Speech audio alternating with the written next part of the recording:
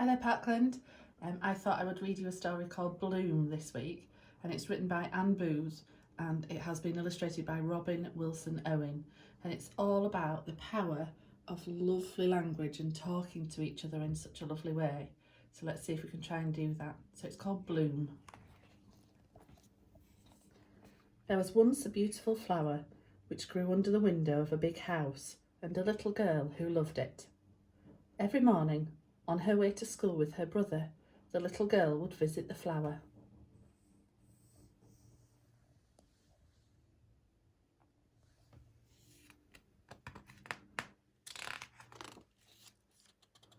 She would look at its beautiful petals, drink in its sweet smell, and wonder at the smoothness of its leaves and at the colour and shape. "Good morning, beautiful flower," she would say. "I think you're wonderful. Thank you for being here for us. I love you." And she would go to school happy. One morning, the man living in the big house woke up early and heard someone talking to his flower. He looked out of his window and saw the little girl. "How dare you talk to my flower?" he shouted. "Go away and never come near my flower again." The little girl and her brother didn't like being shouted at, so they went to school another way.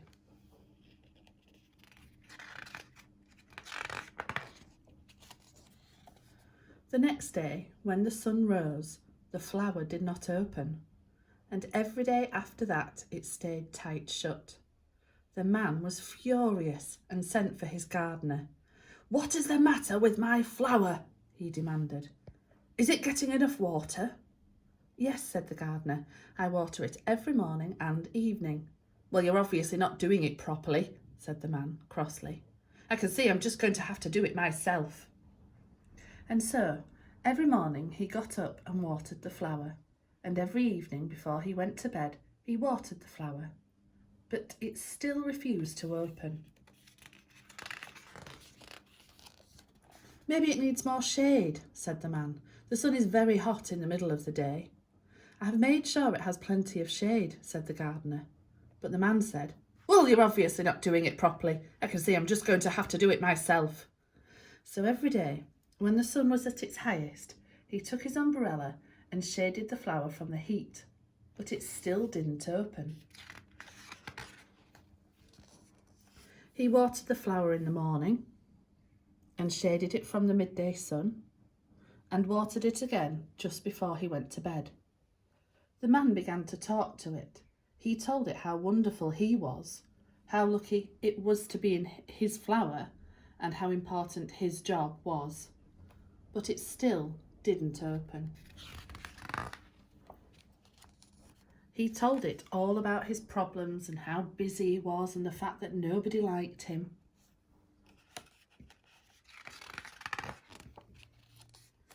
He complained about how his gardener was rubbish, how if he didn't do everything, nothing got done properly, and how lonely he felt. He ordered it to bloom for him to cheer him up. The unhappy man called the gardener to him again. "Before you say anything," said the gardener, "I don't know what the matter is. All I know is that the flower hasn't opened since you sent away the little schoolgirl who passed by it every morning." "What did she do that I don't do?" said the man crossly. "Well, she used to talk to it every day," said the gardener. "That can't be it," said the man. "I talk to it every morning, at midday, and before I go to bed, and what I can say must be much better than anything a little girl could say." The man thought and thought. "I can see I'm just going to have to ask that child to come back. Maybe she has some magic words which will make the flower bloom." So he went to the school gate and waited for the little girl and her brother to arrive.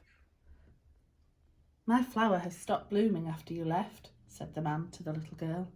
"Poor flower," said the little girl. "I've watered it and sheltered it and talked to it every day, but it still won't open." And a tear rolled down his cheek. "What do you say to it?" asked the little girl, and her brother passed the man a hanky. "Well," said the man, blowing his nose, "I tell it how important I am, and how lucky it is to be in my garden. I tell it how miserable I am. I tell it how horrible everybody else is, and I order it to bloom to cheer me up. But it doesn't work. Well, said the little girl, why don't you tell it how wonderful it is? Thank it for being there and how much you love it. That's what I always did. So the man ran home to his flower and said, "You are wonderful." And as he said the words, he realised for the first time how truly wonderful the flower was. "I'm so lucky you grow in my garden," he said. And as he said it, he realised how truly lucky he was, and how he hadn't ever really looked at his flower properly, and how much he longed to see it and smell its perfume again. "I love you so much," said the man at last. And as he said it, his own heart filled with love. And the flower bloomed.